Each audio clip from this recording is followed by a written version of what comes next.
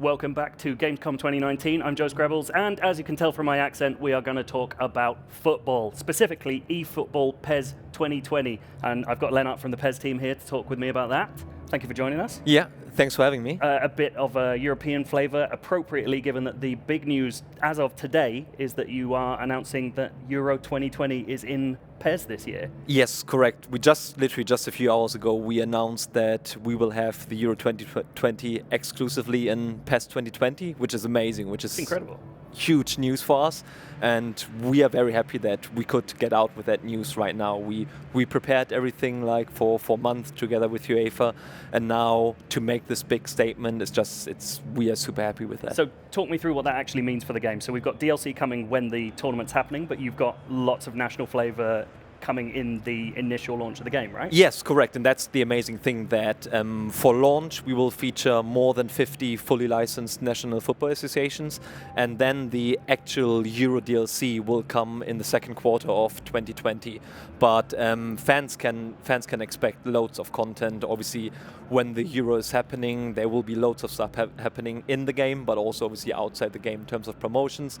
We've also, at the same time, with the Euro announcement, we also announced the official e-Euro competition, the esports competition, which will be held together with UEFA and Konami, and more about that will follow very soon. And is that going to be like national teams, or are we talking like individuals? How are you organising that? I mean, I cannot go into detail, okay. But it is very likely that it has something to do with the different countries. So it's going to be definitely interesting. That'll be exciting. So we'll have like real life football, European championships and champions at the same time as an esports version of that. I mean, we will definitely have the champion around the same time, because the esports, the final will take place between the semi-finals and the final in London. So obviously it's the perfect fit to have to crown the e-Euro champion. That's awesome. And in terms of those national teams coming with launch, you talked about 50 of them. We're talking like crests, we're talking kits.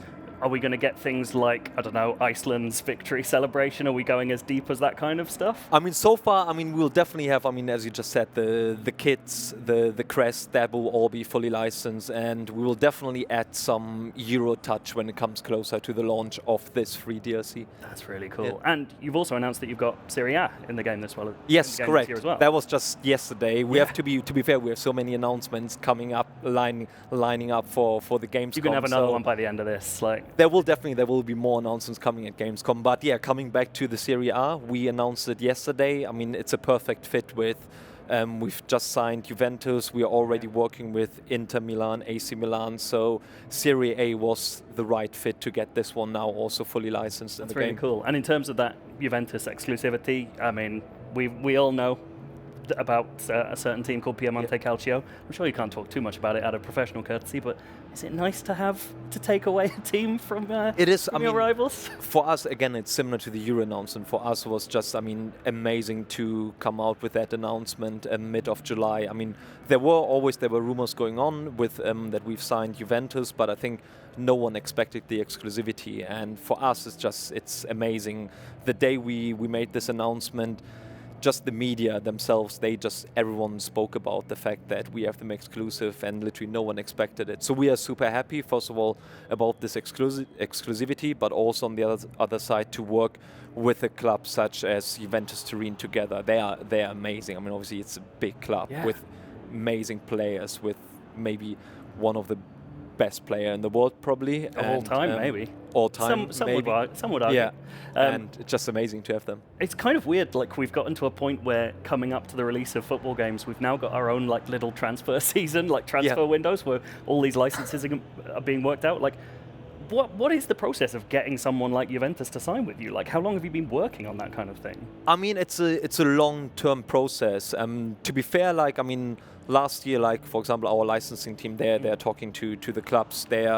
They're checking what's possible, whether there's some interest in the club to work together with Konami on the PES series.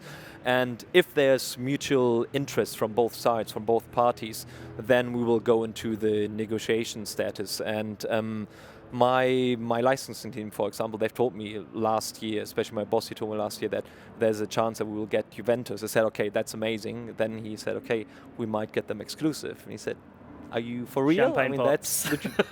that would be amazing if we can pull this over the line. And in the end, we did it. And it's a long process.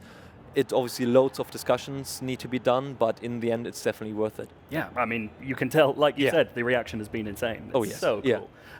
And talk me through some of those other partners this year. We've got the likes of Man United, we've got FC Bayern. Yes, correct. So, I mean, if you just go back to E3 time, we announced the renewal with Barcelona. Obviously, Barcelona were one of our global partners from the beginning. We started this kind of partnership program with them. We've renewed with Arsenal, which we're really happy about. And then in July, we went big. First, we announced Manchester United, which was a big news. And then after that, we announced Bayern Munich. For obviously, it's amazing, especially here being here now in Germany, having Bayern Munich. Our booth looks amazing. So, I mean, come to our booth, literally have a look. It looks beautiful with all the Bayern branding on it. And with Bayern, it's part of exclusivity because the Allianz Arena will be exclusively featured in the game, in our game. And also on top of that, obviously it's a very nice touch because similar to remember last year when we talked about Schalke and the 3D scan of the stadium, we did exactly the same with the Allianz Arena. So probably the Allianz Arena is now the most beautiful stadium in the game. It is, I mean, and an incredible stadium. It looks like a UFO. It's insane. Yeah. And are we going to see more partnerships announced? Have you got more things in the works? Are your licensing team storing up more champagne for more yeah, wins? I mean, to be fair, it feels like they never stop. I mean, they're always for the hunt of new clubs, and there will be more announcements coming. When exactly, I cannot tell, but we still have more partnership announcements in the pipeline. Nice. And we've been watching a little bit of the demo being played. That's obviously out now. I'd love you to talk me through some of the changes, some of the improvements coming with this year's game. Like, we've talked a lot about the teams in it, but what's changing with PES this year? Exactly, because I mean, as you said, like obviously licensing is one part. Obviously, licensing is very important for us as a high priority. But for us, it's still like, for us, the realism on the pitch. For us, our tagline this year is "Playing is believing." So we want to show our users that we are the most realistic football simulation on the game, on the pitch, and this year we worked very closely with Iniesta together. He obviously used to play for Barcelona, now he lives in Tokyo. It's a perfect fit. So our development team, they visited him a couple of times. They showed him our game at a very early stage, and he had input on the gameplay. So he shared his thoughts about how the ball should behave in certain situations, how players should behave in certain situations. There's a new feature which is called Finesse Dribble, which means that with the right analog stick you can have more control over your dribblings in the game, and that's more or less, it's thanks to him we included it into the game.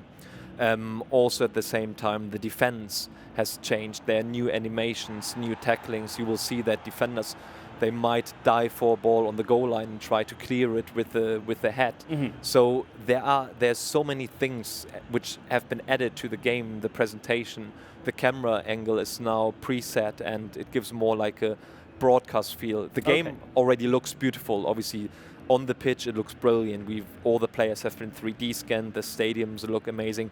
But then this camera angle makes the little difference, and we thought about it. How can we change it? And we decided to make it more like broadcast-like. And that's like when you start the game, you will spot that immediately. That this is like, it looks completely different, completely new, but it's still, obviously, in the end, it's still the same game and just plays amazing. So is it just sort of tricking players' brains into, I'm playing the football I watch every year, every weekend? Yeah, for us, it's what's important is that we want to give our users the same experience or atmosphere than when they're either watching a real game at home or when they're going to the stadium. We want to bring this kind of atmosphere to their living rooms and give them the opportunity to literally like play the game they usually see in the stadium. I'd be really interested to know your thoughts on, if you're going for like the most realistic simulation of football in the world, does that come part and parcel with this being a harder football game? Like, do you need to put more in to get more out, or do you still consider this like an accessible thing that you can just master over time? No, that's a very good point, and exactly with the new dribbling, for example, Finesse Dribble. So with PES, you can say that to get into it, it's fairly straightforward. I mean, it's a football game, you know what to do. The controls are not that difficult. They're very easy to pick up. But obviously, if you want to master the game, if you want to become the new esports champion, if you want to become the new esports athlete for Barcelona, for example, you need to put a bit more into the game in terms of practicing. But in terms of like having it as a couch game where you play together with some friends, it's definitely very straightforward. It's a very balanced mix. And we are very quickly running out of time, but I just want to get a very quick word on, there's a new feature called Matchday, which we haven't heard too much about as we've gone through. Yeah. I'd love you to tell me whatever you can tell me about Matchday, because it's really intriguing. Yeah, no problem. So Matchday is reflecting the real football matchday schedule. If you take Schalke vs Bayern as an example, it's happening this Saturday, and by the way, we're giving away some tickets at our booth, so maybe you should stop by. People can come. So when this match is happening, once the game is out, we will feature it in the game. At the beginning of each week, before the game starts, you choose a side, you play for that side. At the same time, thousands of other people will also choose a side, and then basically you all together, you play for one side, and then at the end of the week, you have the winning side, but also we will pick representatives, which are the best players from each side, and they will play against each other online for the ultimate final. Maybe just before we come to the end, just as a little tease, that Matchday will also be linked to our upcoming esports announcements, which will follow or which will happen later on at Gamescom. So definitely keep an eye out on our channels. Fascinating. So we've been left on a little tease. That's all we're going to find out for now. I've already been told I'm not allowed to ask more, so we'll do that next time. That's fine. That's all we've got time for with PES 2020, but we've got loads more from Gamescom coming up, so keep it locked to IGN. Goodbye for now.